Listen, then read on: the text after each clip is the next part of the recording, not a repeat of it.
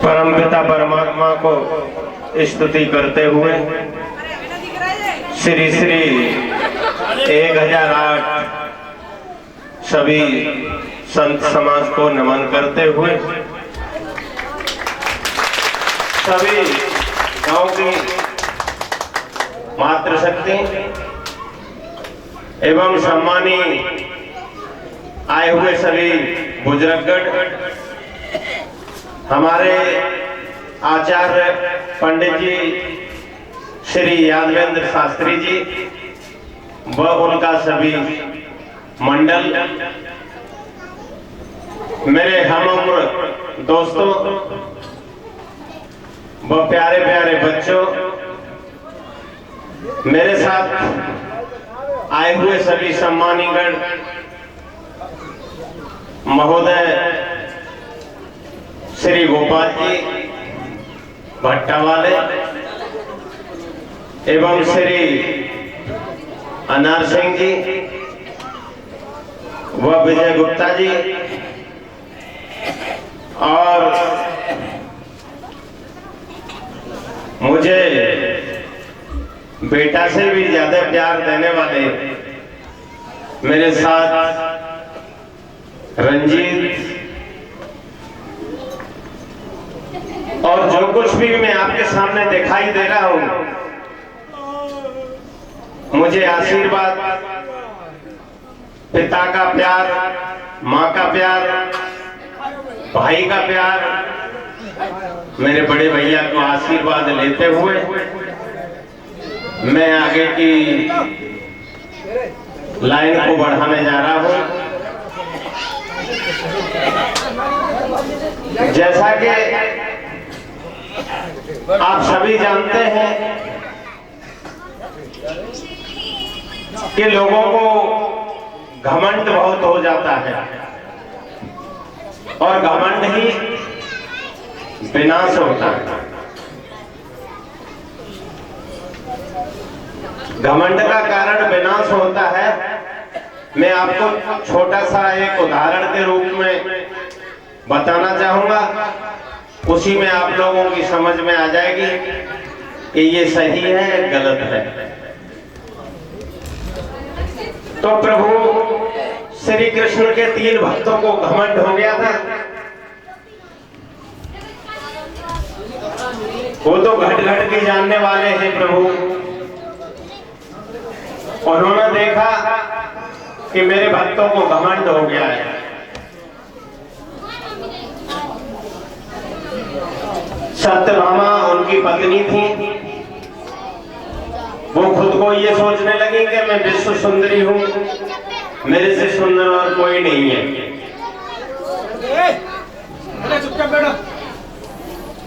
दूसरा, जो भगवान की सवारी करने वाले गरुड़, वो स्वयं को ये सोचने लगे कि मेरे से तेज वेग वाला, तेज उड़ने वाला और कोई इस दुनिया में है नहीं। और तीसरा जो भक्त था वो चक्र सुदर्शन था। चक्र सुदर्शन को भी बहुत गुरूर था, घमंड था, प्राउड था, अहंकार था। भगवान ने कहा इन तीनों का अहंकार कम करने के लिए क्या करना चाहिए। उन्होंने बाबा बजरंगबली को बुलाया। बाबा बजरंगबली को आदेश दिया, आप जाइए और बगीचे में फल फ्रूट हैं उनको खाएं और तोड़ें। तो भक्त ही होता है, वो भी किसी से कम भी नहीं थे। आज भी हमारे सबके साथ बाबा बजरंगबली हैं।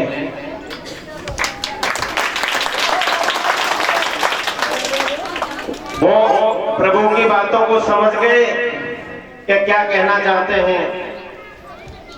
उन्होंने जाके बगीचे में देखा, फल जो थे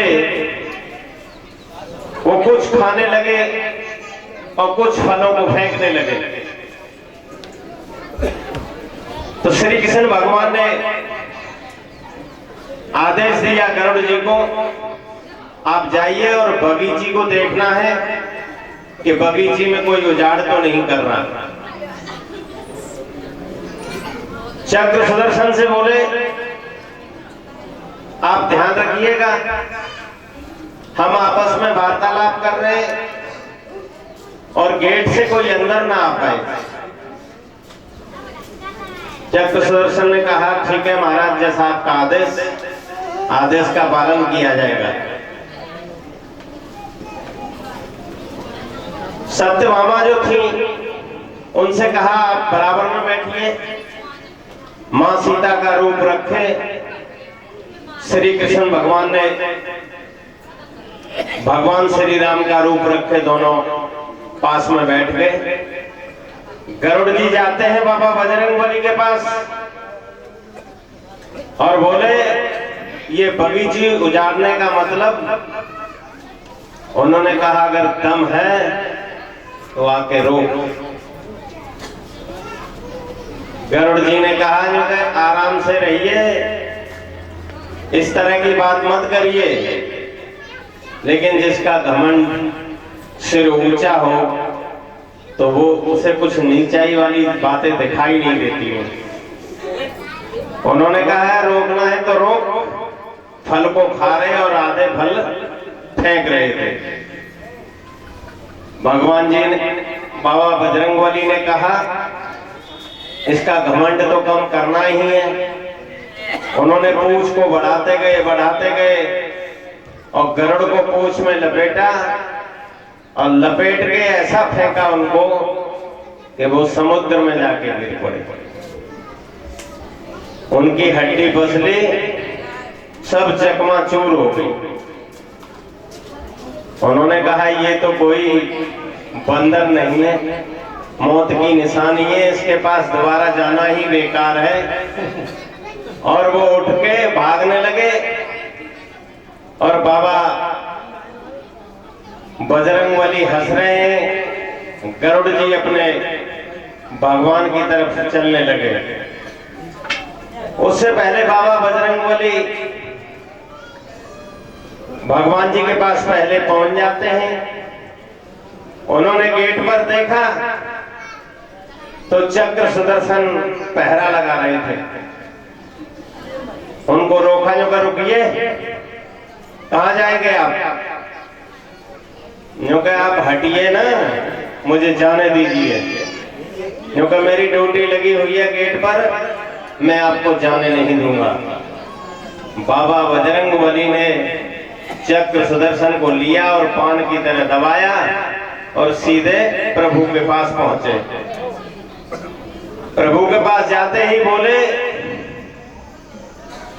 भगवान, ये साथ में दासी कौन बैठी हुई है? जैसे ही दासी का नाम सुना, उनका जो घमंड था वो चकनाचूर वहीं पर हो गया कि मेरे से सुंदर तो मां सीता जी हैं, मैंने घमंड गलत किया।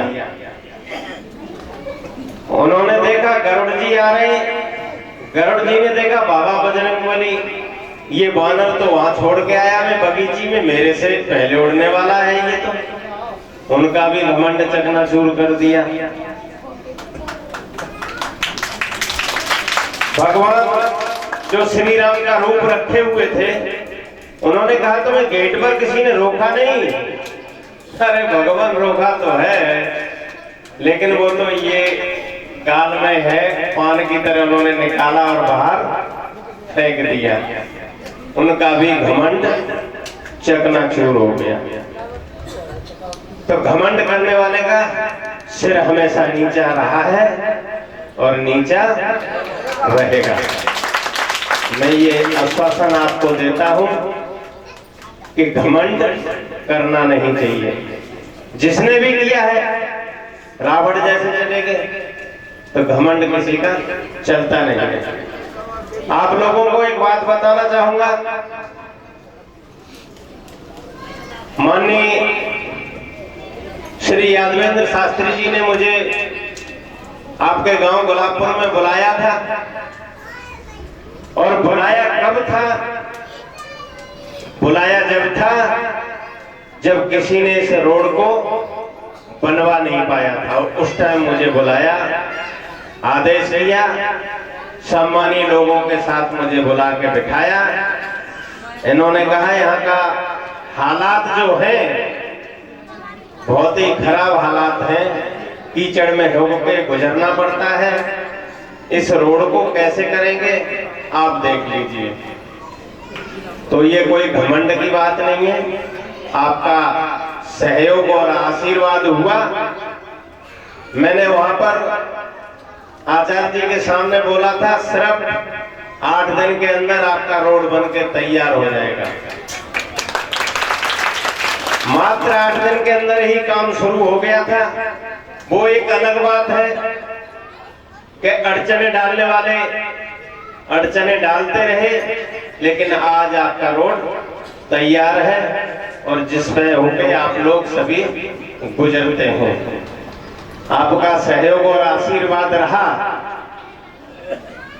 तो जो 15 सालों से विकास का रथ जो रुका पड़ा हुआ है, जिसमें जंग लगी हुई है, अगर ये आप आशीर्वाद देंगे और मुझे सहयोग देंगे तो उस रथ को चलाने के लिए, दौड़ाने के लिए आपके आशीर्वाद और सहयोग की जरूरत है। मैंने बताया था कम से कम इस वर्ष मैंने 40 खेल के फीते काटे हुए हैं। मुझे सभी ने सम्मान दिया था, बुलाया था। मुझे लगा था, महसूस भी हुआ था कि जो युवा वर्ग है इनके लिए कहीं पर भी प्ले ग्राउंड नहीं है। मैंने प्रण किया उसी टाइम कि सबसे पहले युवाओं के लिए प्ले ग्राउंड बनाऊंगा, चाहे मुझे लखनऊ तक जाना पड़े। उसके बाद मैंने सोचा था कि हमारे क्षेत्र में कहीं कहीं जगह इतना बुरा हाल हो जाता है, शमशान नहीं है तो कहीं शमशान के लिए रास्ता नहीं है। तो मैंने ये भी प्रण किया था कि आपका सहयोग और आशीर्वाद रहा तो मैं शमशान का सुंदरीकरण, शमशान के लिए जगह और शमशान के लिए जाने आने का रास्ता बनवा के रखूंगा। सिर्फ आपसे मुझे 5 साल चाहिए। इन 5 सालों में जो जंग लगा हुआ, रथ खड़ा हुआ है 15 साल से, उसे मैं दौड़ा के आपके सहयोग आशीर्वाद से दिखाऊंगा कि कैसे चलता है और क्या काम होता है। सिर्फ आपका आशीर्वाद चाहिए। आगे मैंने और भी सोचा था, कई गांव में गया। अब गांव के नाम लूंगा तो कई गांव ऐसे हो जाते हैं, उनमें मैंने देखा बरसात के टाइम रोड से जाने के लिए कच्चे रास्ते हैं और गाड़ी निकलने की कोई वहां पर एकमात्र रास्ता भी नहीं है। तो ऐसे रास्ते मैंने पहले ही चुन रखे हैं कि उन रास्तों को भी सीसी करवाऊंगा। सिर्फ आपका आशीर्वाद और सहयोग चाहिए। मैं पुनः श्री श्री 1008 संत समाज को, सभी को, सभी मातृशक्ति को और अपने श्री यादवेंद्र शास्त्री जी, साथ में मंडल जी और सभी का वंदन अभिनंदन करते हुए मैं अपने वक्तव्य को विराम की ओर ले जाऊंगा। जय श्री राधे। बहुत बहुत धन्यवाद नेताजी, जो अपना इतना व्यस्त समय